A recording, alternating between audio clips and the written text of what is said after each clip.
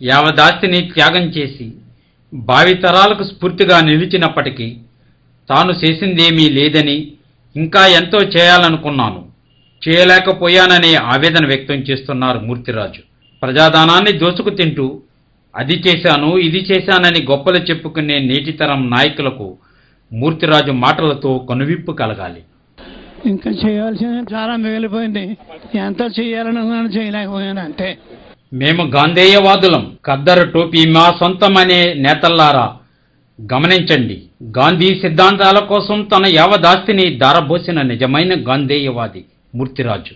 ఆ మహనీయుని చివరి కోరిక ఏమిటో తెలుసా? సబర్మతి ఆశ్రమంలా అపురూపంగా నిర్మించిన గాంధీ భవనంను రాష్ట్రపతి చేతుల మీదుగా ప్రారంభించాలని.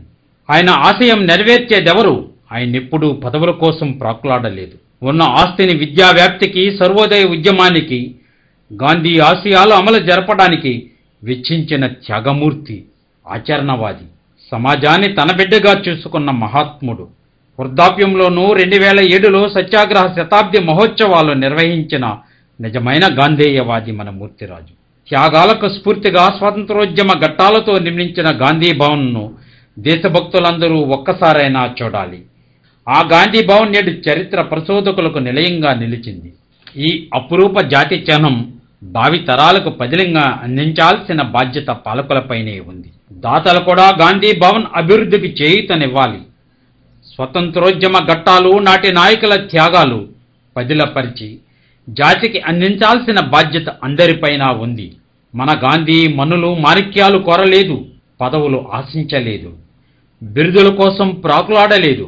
గాంధీజాన్ని సమాజానికి అందించాలనే నిరంతరం తపన అయినది. ఆ మహనీయునికి భారతరత్న పురస్కారం అందిస్తే యావత్ భారతదేశంలో గాంధేయవాదులందరూ ఎంతో సంతోషిస్తారు. శాంతి సామరస్యాల కోసం, గాంధీ సిద్ధాంతాల కోసం, విద్యా వ్యాప్తి కోసం యావదాస్తిని, శక్తిని దారబోసిన ఆదర్శనీయుడు, స్ఫూర్తి ప్రదాత, మానవతా మూర్తిరాజుకు హ్యాట్సప్.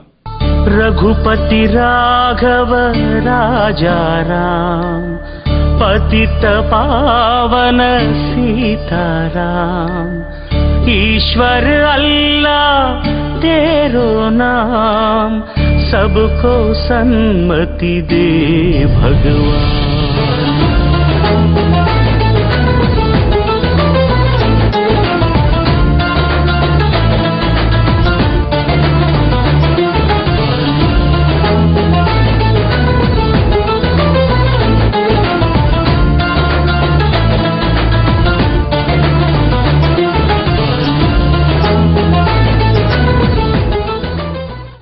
रघुपति राघव राजा राम, पतित पावन सीताराम, ईश्वर अल्लाह तेरो नाम, सबको सन्मति दे भगवान।